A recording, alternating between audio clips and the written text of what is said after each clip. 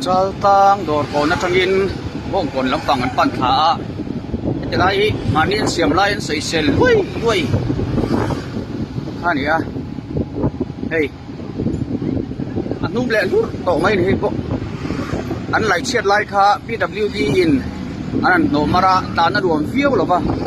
asai tu na chona pumin an siam le ta phek mai alo mum le mai ai zor khu chung lan anuamin lan man na le mai thì ha kan sei ve le sim sim ang e ati chau zong zong alo man pur to hian hei kan thasel potang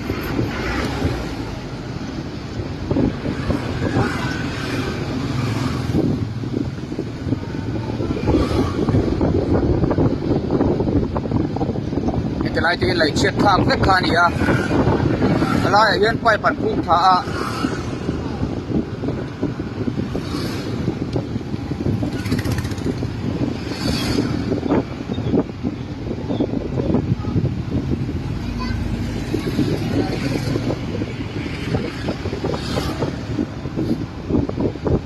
thiếu trả cán đủ chuôn hẳn lại chiết trắng thì cán lấy khá ai vậy à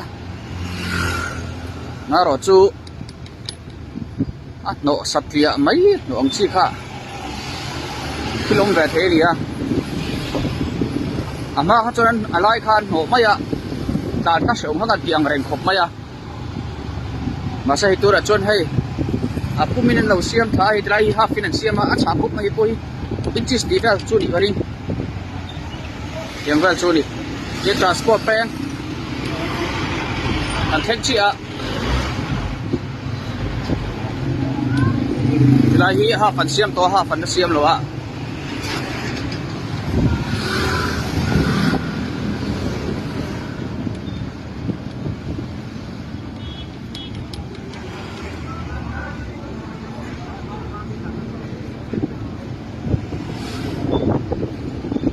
cũng thật chứ nào lan lùi sám tiếng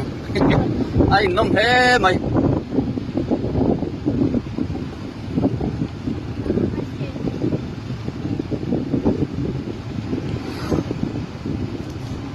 ai rồi có chung công hi ta na luồng có chung công hi ta na luồng tổ phía vậy at lâu cái đi hay chú at chạy mày hay